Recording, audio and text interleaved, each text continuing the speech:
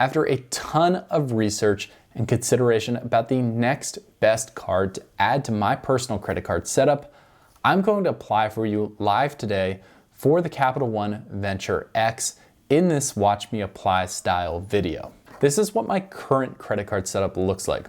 I've got access to the Fidelity 2% cashback Visa, the Southwest Rapid Rewards Plus credit card, the Discover It cashback card, the Chase Sapphire Preferred, and an old credit union credit card, which is essentially sock drawered, but I just leave it open to extend my credit history overall. This will be the 6th card that I've got access to and the first high-end luxury travel credit card that I've ever applied for. And in this video, I'm going to take you through that exact application process.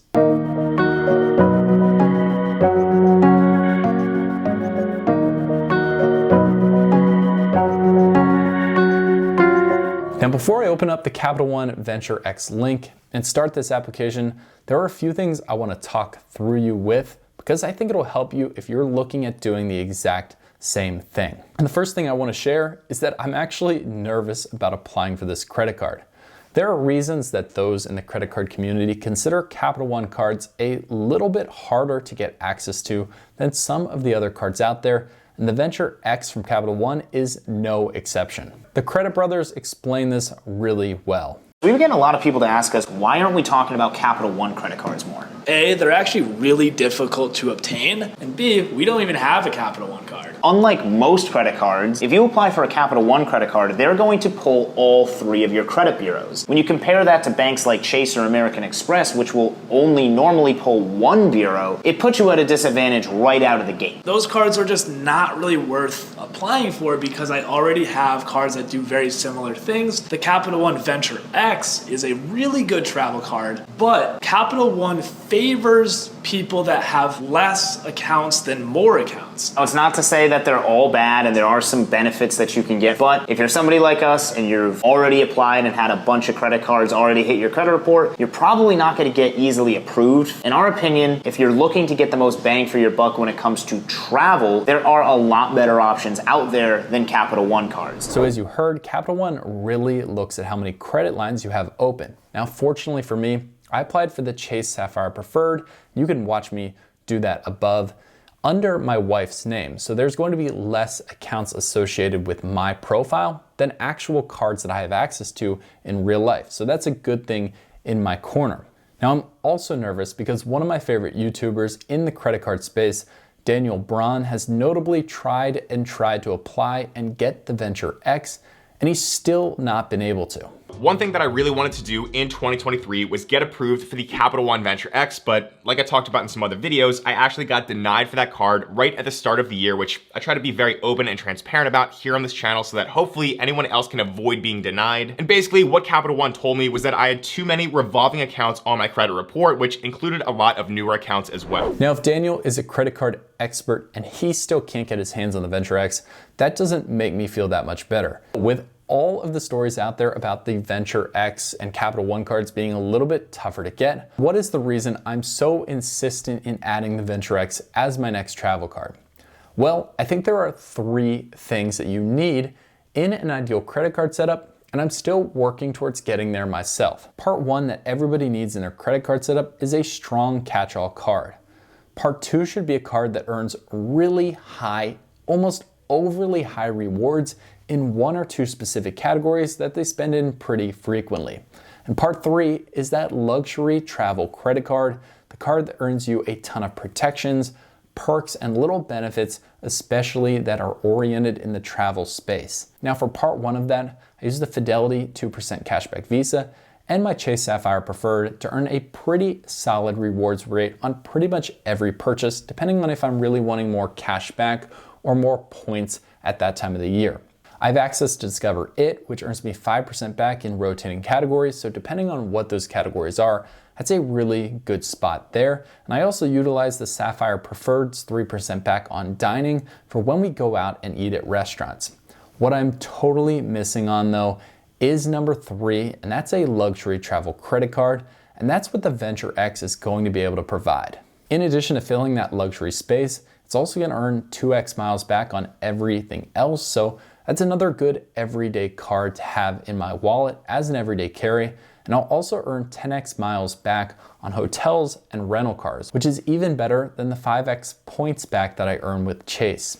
Since we're talking about so many different credit cards, I think this is a great time to mention Ondar wallets. Our friends at Ondar make some of the coolest, slickest wallets out there in the game, and I'd really encourage you to use code GUARANTEE15 to get an additional discount on your order. That code is exclusively available for viewers of this channel. In addition to giving me a well-rounded credit card setup, there are 4 specific things that I really wanted out of the Venture X that is the reason why I chose to apply for this card today over some other competitors out there. The first is going to be lounge access. If you guys have watched this channel, you know I get pumped up about good lounge access. And in my current setup, I don't have a credit card that gives me unlimited lounge access. The Capital One Venture X is going to fill in nicely, giving me unlimited access for myself and a guest who will most likely be my wife when we travel on personal trips, but also get me lounge access to over 1,300 lounges when I have to travel anywhere in airports. The second feature I can't wait to use is the Capital One Travel Portal. Capital One has this feature called the Price Match Guarantee, where they'll actually track the booking rates of different flights, and if I book when they recommend it and Capital One finds a lower price, I'll be automatically credited for that difference, so I can use their travel portal, get the rewards redemption rates, and know that I'm booking at a really good price. I'm also going to use this portal to redeem my 75,000 mile bonus as I look to plan a few longer trips later on in 2024. The other 2 features I'm really looking forward to is the cell phone protection, which will give me at least $800 back if I break my cell phone while paying for it with the Venture X, and the Hertz Gold status for when I take out a rental car and just automatically getting to pick up my car, not having to wait in any lines, and getting an automatic class upgrade. I hope by now you guys see exactly what I'm looking forward to now that I'm going to apply for the Venture X. I'm going to take you inside my computer so you can see exactly how that application process goes and hopefully whether I get accepted today or not. Now, as I open up these application links, remember that anytime you want to support the channel and have decided to pick a credit card that we talk about that's going to benefit your life, you're able to help support us for free by using the links down in the descriptions of the video. I'm going to use my own personal link to get a 75,000 mile sign-up bonus, which is going to be worth at least $750 in travel rewards automatically, if not more, if I decide to transfer it out to different transfer partners. As you can see, I landed on the Venture X sign-up page, and I'm locking in my 75,000 bonus mile sign-up bonus offer. The second page is basic information, and as you can see, Capital One is throwing up some of the bonuses that I'm getting in the right-hand side with this card. Heading to the next page, it is very similar to other applications. It's asking about my employment status. The next page is asking if I want to add an additional cardholder to my account, and it's one of the biggest reasons why I chose the Venture X. My wife can get on this for free without having to pay an authorized user fee.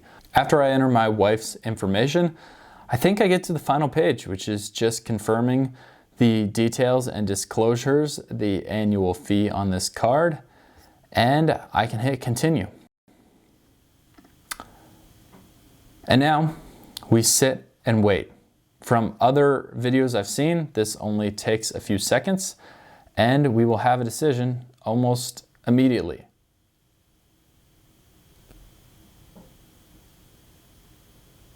Okay, we're in. We've now committed to the $395 annual fee Venture X with a ton of different benefits. They gave us a nice juicy credit line of $30,000 and an APR of 26.24. That's more in terms of a credit line than I've gotten in other cards. And now I'm ready to go and set up an online account. That ends this video here. If you guys have any questions about applying for the Venture X, let me know. Don't forget to subscribe to the channel. I will be making an unboxing video and first review of the Capital One information that I get as soon as this card comes in. We'll see you in the next one.